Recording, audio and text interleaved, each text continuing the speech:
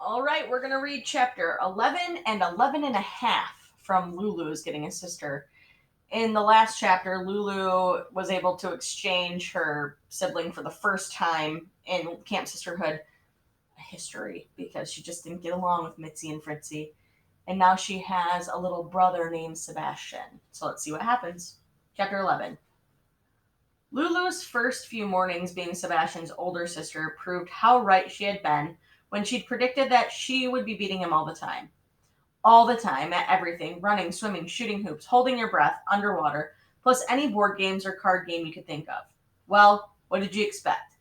The kid was 7 years old and 22 days. 7 years and 22 days old. Except he didn't just lose, he was a disaster. A disaster at one against one and also team sports.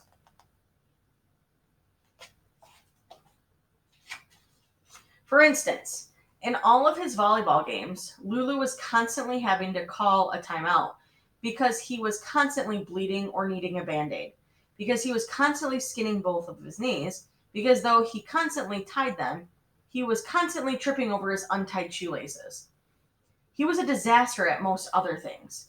If, for example, he hammered a nail into one of those woodworking projects he was working on, he hammered along with the nail one of his thumbs. And furthermore, he couldn't seem to walk through a swinging door without the swinging door smashing into his face.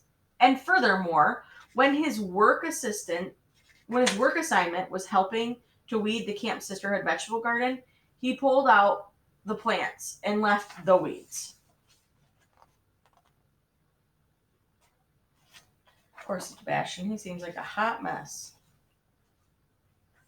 And furthermore, each time he carried a breakfast tray over to one of the dining room halls, part of the breakfast would always slip off the tray and splash all over his t shirt, then spatter all over the floor, which then he would step in.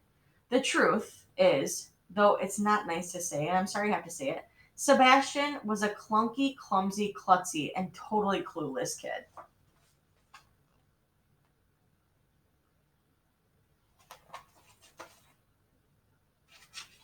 Except, and this may astonish you, he wasn't.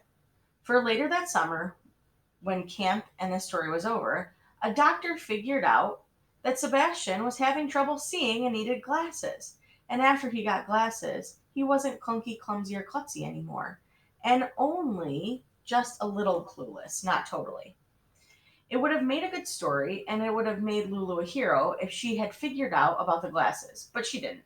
Instead, though she wasn't majorly mean, she also wasn't what you'd call patient and kind.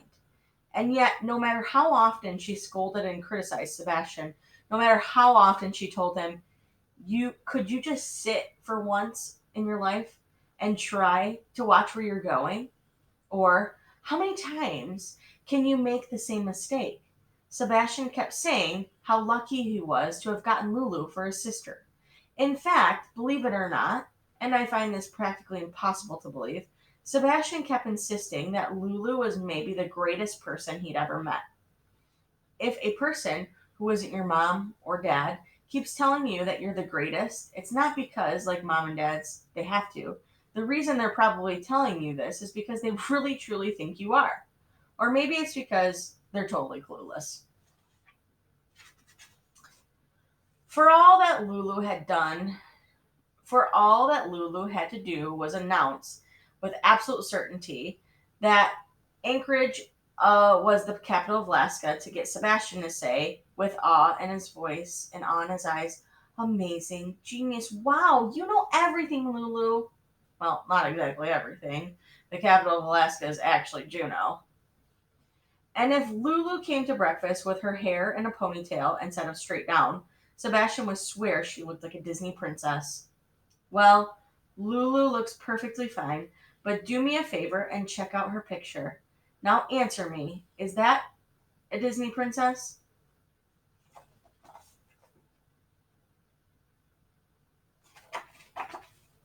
And when Lulu told Sebastian some silly joke, like, why did the chicken cross the road? Sebastian would laugh until he almost wet his pants.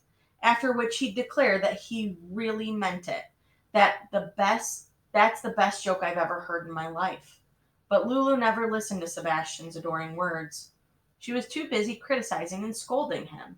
She never heard his compliments because she was so sure that nothing he could say would be worth hearing. She tuned Sebastian out because she wanted to be finished with Camp Sisterhood, finish with its sibling sweetness stuff, and finish with this kid so absolutely, totally clueless that he would be told why the chicken crossed the road.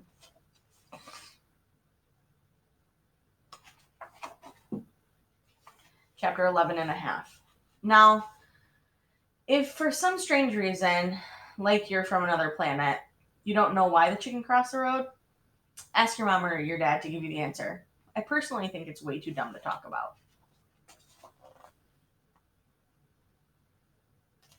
All right, and that is the end. All right, second graders, what do you think is going to happen with Sebastian?